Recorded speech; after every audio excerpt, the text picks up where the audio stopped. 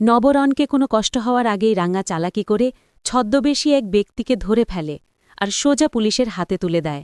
হ্যাঁ বন্ধুরা, রাঙামতি ধারাবাহিকের পরবর্তী কিছু পর্বে আমরা এমনই একটি তুমুল ঘটনার দেখা পাব। আহুরি এবার ইলেকট্রিশিয়ানের শোতায় ছদ্মবেশ নিয়ে পুজো মণ্ডপে ঢুকেছে।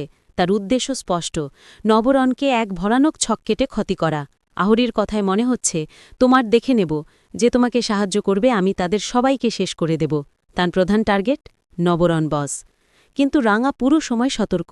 বাড়ির সবাই সাজগোজ করে মণ্ডপে উপস্থিত, আনন্দ ছড়িয়ে পড়েছে, তবু রাঙার মনটা শান্ত নেই। ছদ্মবেশে থাকা সেই ছেলেটাকে দেখে যেন তার অন্তরে কোনো অচেনা ঝাঁকুনি লাগে। রাঙা বারবার ভাবছে, এই চেহারা কেন এত পরিচিত? কোথাও তো দেখেছি, কিন্তু কোথায়? ঠিক সেই মুহূর্তে নবরণ সুইচের দিকে হাত বাড়ালে রঙা চিৎকার করে বলল, থামো, ওটা কাজে লাগালে সমস্যা হতে পারে। রাঙার সতর্কতা শুনে সবাই হকচকিয়ে যায়। রাঙা তখন দ্রুত বাকিটা ধরা দিল, ছদ্মবেশ ধরে টেনে খুলে সবাইকে সামনে টেনে আনে। প্রত্যেকের চোখ বন্ধ হয়ে যায় অবিশ্বাসে।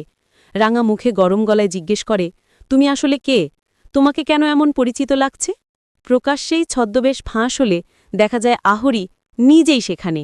এবার আহুরি হুঁশিয়ারি দিয়ে স্বীকার করে, হ্যাঁ, আমি এভাবেই এসেছি। নবরণ যদি ওই সুইচটা ছুঁয়ে ফেলে সবকিছু শেষ। রাঙা হার মানে না। সে মোবাইলে পুলিশের নম্বর ডায়াল করে বলল, এমন অপরাধীকে ছাড়ব না। এরপর রাঙার প্ল্যান মতোই পুলিশ অফিসার সত্যজিৎ পৌঁছে আহুরিকে গ্রেফতার করে নিয়ে যায়। আর আমরা সবাই স্বস্তির নিঃশ্বাস নেই। বন্ধুরা, তোমরা কে চেয়েছিলে নবরণকে রক্ষা করতে?